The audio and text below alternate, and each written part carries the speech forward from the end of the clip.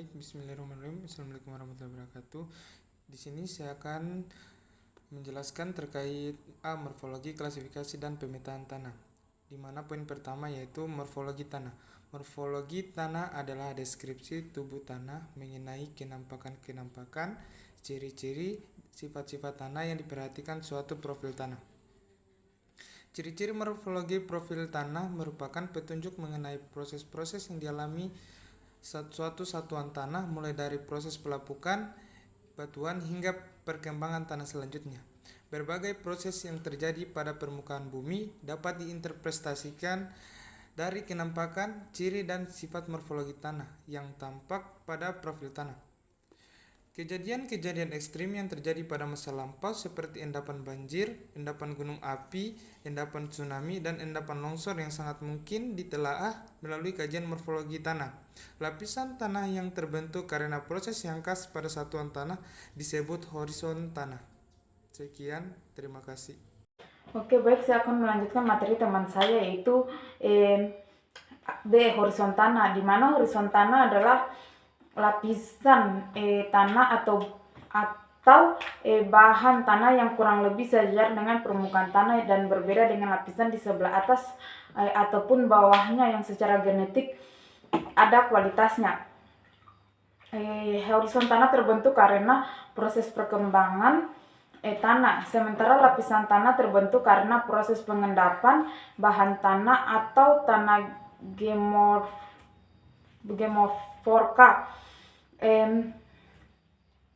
Urutan tanah dari permukaan ke bawah ke permukaan mengikuti logika pembentukan tanah oleh berbagai proses translokasi, transformasi, pengurangan, dan penambahan atau senyawa kimia dan partikel tanah di dalamnya. Contohnya yang paling banyak ditemui di permukaan bumi yaitu adalah lapisan tanah yang hasil pengendapan tanah, terutama material paling kasar berada di lapisan paling dasar dan material paling bawah halus berada di lapisan paling atas.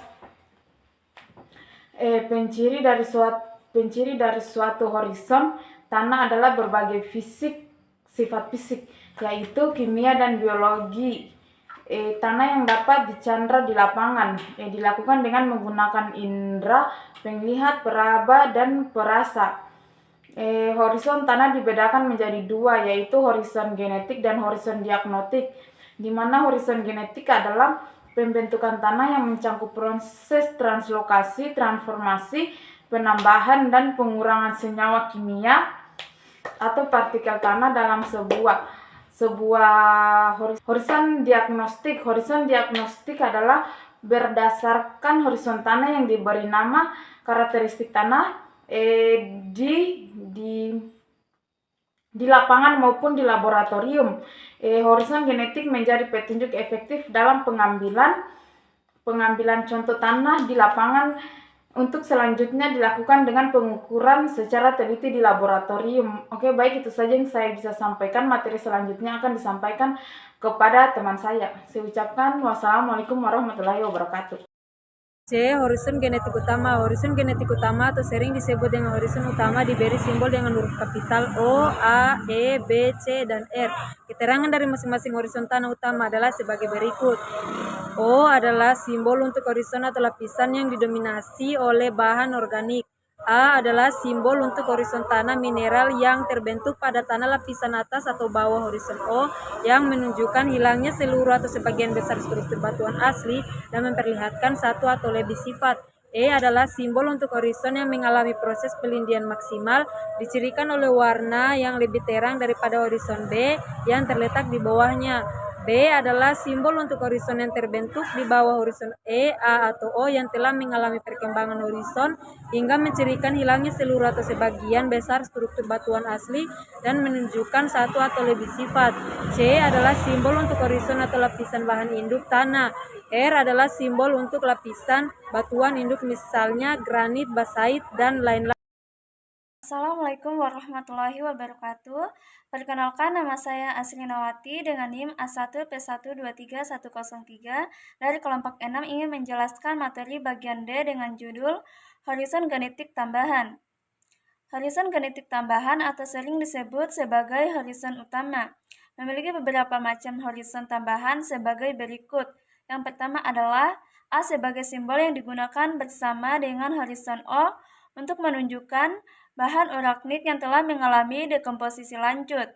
Yang kedua, B adalah simbol untuk horizon genetik tertimbun yang dapat dikenal dengan kenampakan genetik utamanya yaitu terbentuk sebelum tertimbun. Ketiga, C adalah simbol untuk menunjukkan adanya akumulasi, kontraksi, atau nodul dalam jumlah besar. Baik, mungkin itu saja dari saya. Untuk materi selanjutnya saya serahkan kepada rekan saya.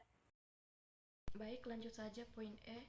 Horizon diagnostik permukaan menurut taksonomi USD. A. Horizon diagnostik tanah permukaan dapat mencakup 1. Seluruh horizon O, 2. Seluruh horizon A, 3. Seluruh horizon O dan sebagian horizon A, 4. Seluruh horizon O, seluruh horizon A dan bagian atas horizon B.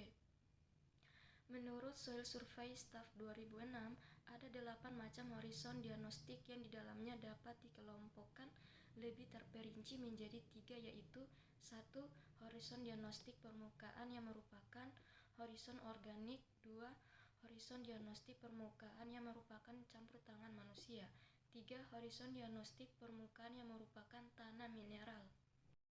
Di sini saya akan membahas terkait F, horizon diagnostik menurut WRB.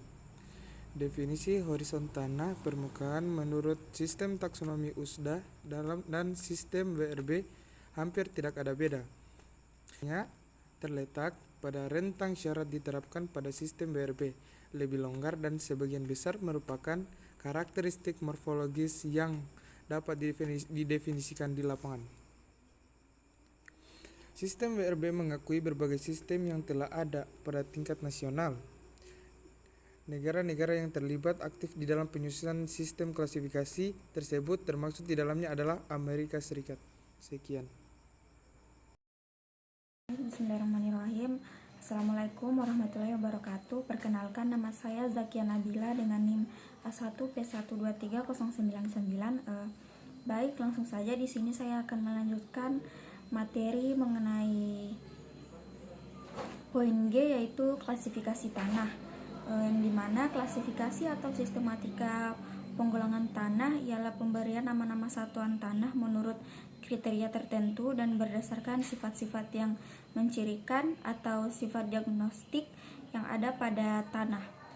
Sifat diagnostis yang digunakan untuk klasifikasi tanah selain berkaitan erat dengan proses pembentukan tanah atau genesis tanah juga berkaitan dengan perwatakan tanah yang mempengaruhi pemanfaatannya. Dengan demikian, morfologi tanah merupakan pengetahuan yang mendasari klasifikasi tanah. Sistem klasifikasi tanah diperlukan untuk pengkajian tanah secara tepat di berbagai tempat di permukaan bumi dan untuk menghasilkan kajian secara sistematik.